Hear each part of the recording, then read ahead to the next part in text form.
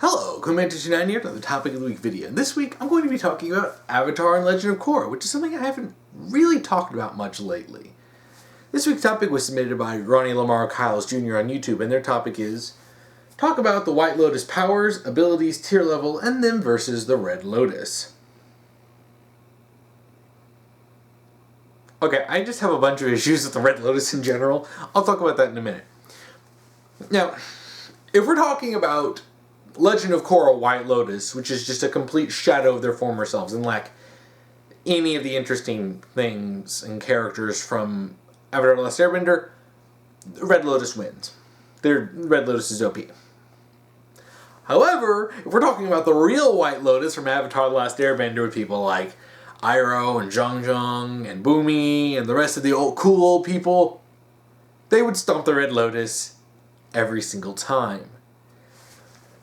That's because they're actual masters. You've got masters of every element, well, except air, naturally. But you've got, firebenders, waterbenders, earthbenders, and even, I forgot what his name was, but it was Sokka's master, the guy who taught him how to sword fight. He was also a member, too. And those guys just wrecked. When we saw them, working in the finale, actually going all out, they were just decimating. There was no way the White Lotus would lose to the Red Lotus. The Red Lotus, oh gosh, there's so many problems with the Red Lotus in Legend of Korra. First of all, the Red Lotus just come out of nowhere. Book 3, just boom, they drop the Red Lotus on you hey, these guys have been around before, for years, and, it's frankly pathetic, and this goes with the lack of foresight with Bryke and how Brian and Mike couldn't keep their show consistent for 5 seconds. You had Book 2 just demonizing Tonraq and Tenzin of all people as the masterminds of the compound, even though it was already stated at the beginning of the show that the compound was created by the White Lotus based on what Aang said before he died, which was, I want the next Avatar to be protected. Now, they took it too far, yes, and this is something that could have been developed in a better show. But, okay, that's an interesting little conflict, that Korra was sheltered to the point of being completely inept about how paying for stuff works. Okay, this is interesting, and it could have been added for a very interesting character arc for Korra. It didn't happen, because Korra is, basically just a Mary Sue, but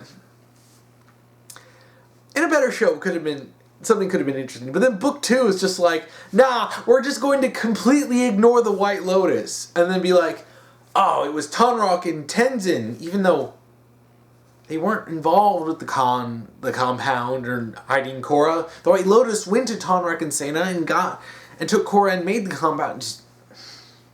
Then Book 3 comes in and it's the Red Lotus. It's yeah, they're supposed to be some sort of rival organization to the White Lotus, who were completely ignored during all of Book 2, but let's just forget that, because consistency, what is that?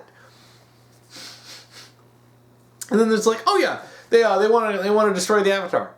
Oh, wait, you mean this organization that's fighting the White Lotus and doesn't like them and wants to kill the Avatar?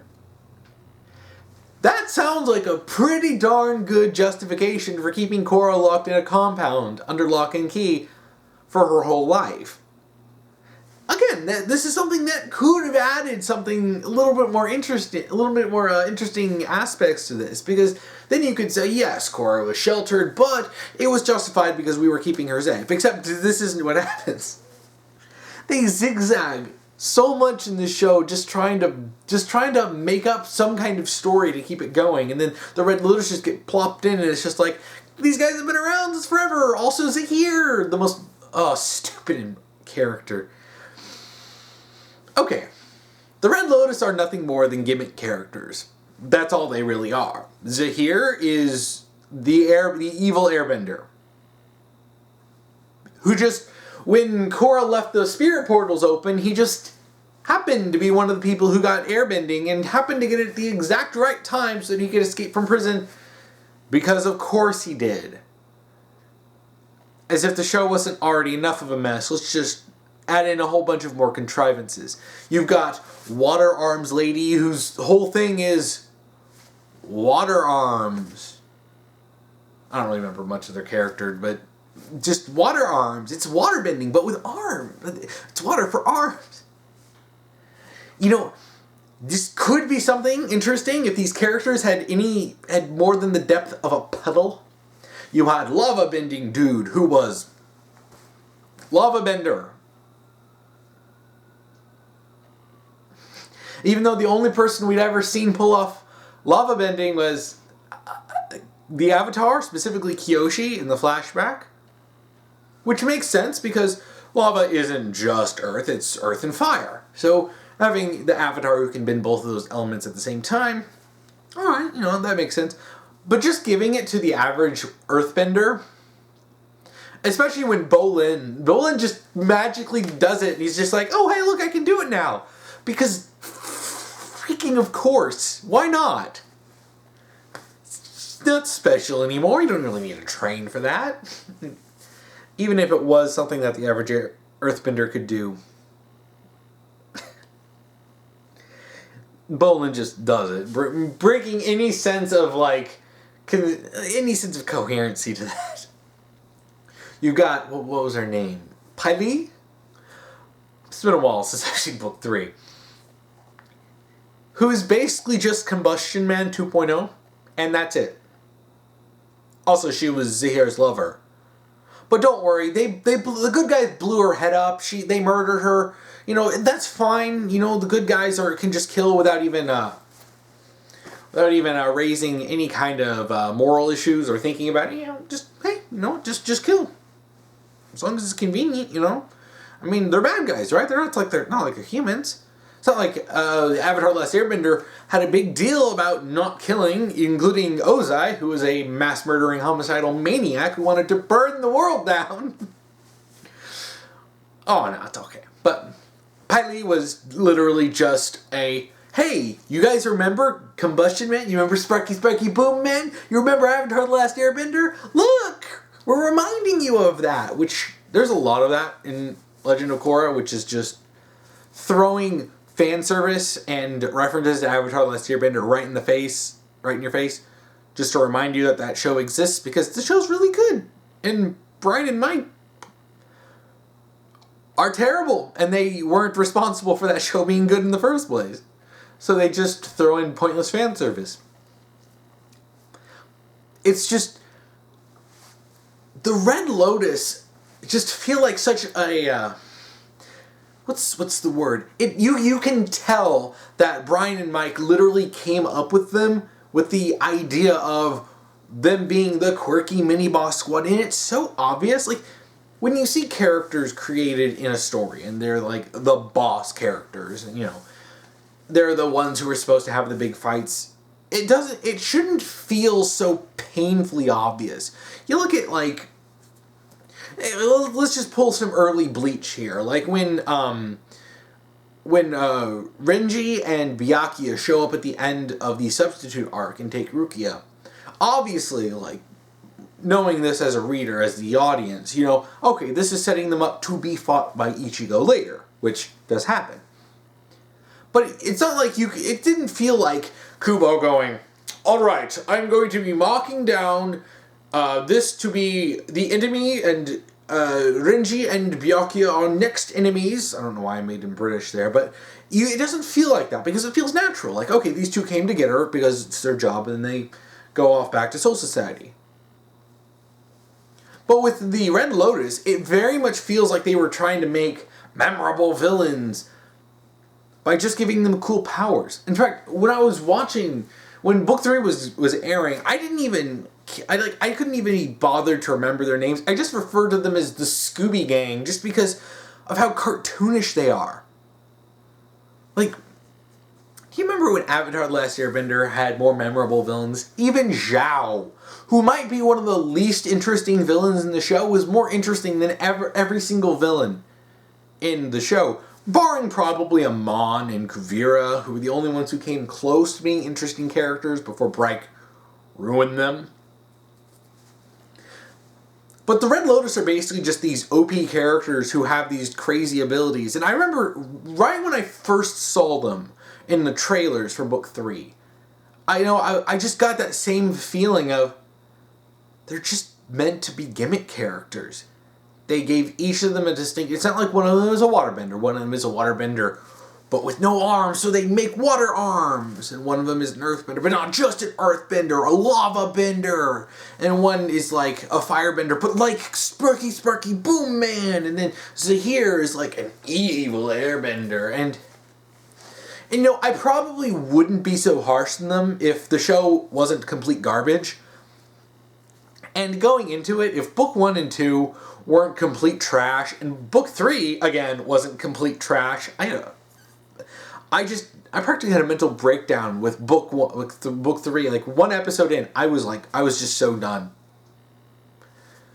And it's so frustrating. It's like, if they were in a better show, if these characters as a group appeared in Avatar: The Last Airbender, in a hypothetical scenario, it wouldn't be that big of a deal, and I wouldn't complain, because then they would have been written better and in a better show. Even characters who aren't that complex, it's like, okay, as long as everything else in the show is good, then, all right, you know what, fine.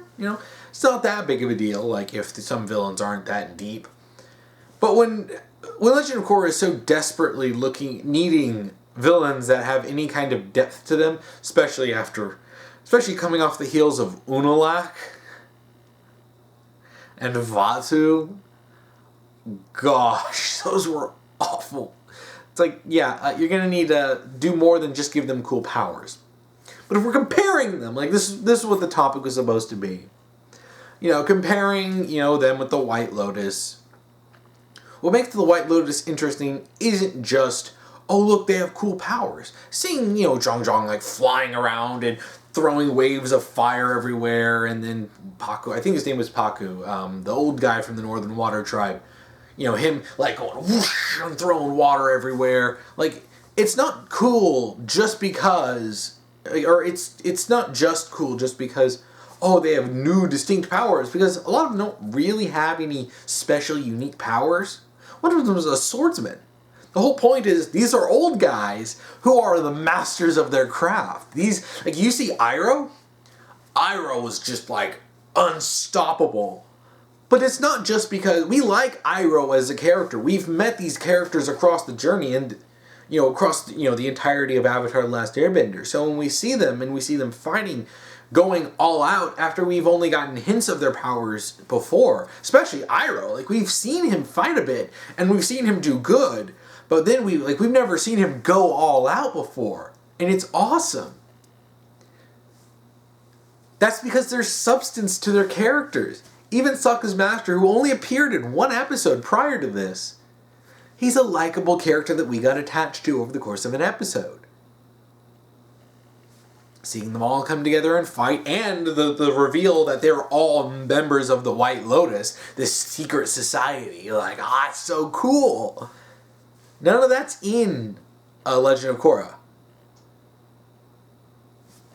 It's unfair to really compare them. Pitting them up against each other, of course, of course the Red Lotus would lose. They're nothing but gimmick characters who are overpowered for the sake of providing a challenge to our heroes, especially Korra. It's like they realize they make Korra overpowered, and then they're like, oh wait, no, let's just undo that, and then like give her circular character development. It's just like, but they're not interesting, and honestly, I wouldn't even say they don't even really feel that smart. They're just cartoonish bad guys with gimmick powers. Like, if we're talking about tier lists, like, all of the White Lotus members, they're up here. The Red Lotus members are, like, strong, but they're still nowhere near the level of the White Lotus. Just, any one of them could probably take on all of them. Like, Iroh could probably just destroy all of them by himself.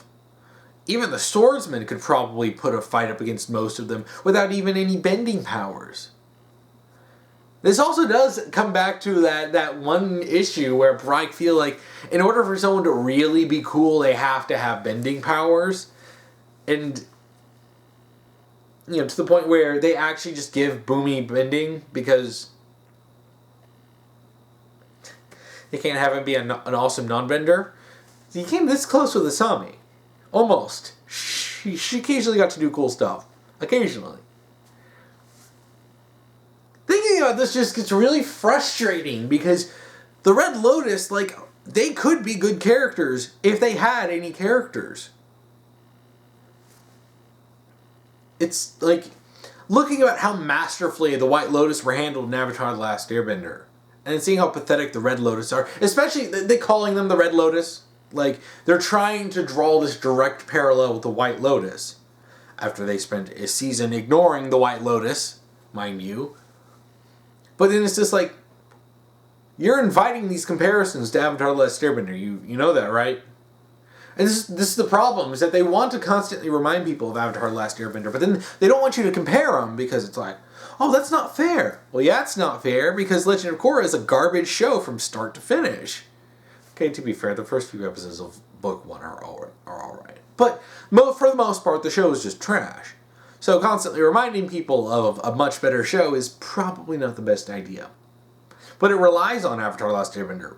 It needs it. Because without any of that fan service, there's nothing of interest in the show. Which is really sad. I know this is kind of going a bit beyond the scope of this topic, but I do think it's important to talk about, especially considering that the Red Lotus are just so nothing burgers. I mean, I'd compare them, like, I could compare, say, Iroh versus Pai Li. Except Iroh would easily beat her. Paku versus Water Arms. Wacky, wavy, inflatable arm flailing tube man, completely just Paku would win. I mean, Zahir could get taken out by any one of them. Like, unless you have to BS them like Bright did, to just BS them to have these powers. Like, there's no way the White Lotus would lose. And that's what it really comes down to. Like, this topic could have been 2 minutes long, and I could have just said, the White Lotus would win. That's it. Because they would. We see them as benders, and even a non-bender, a swordsman, who are elderly, but at the top of their game.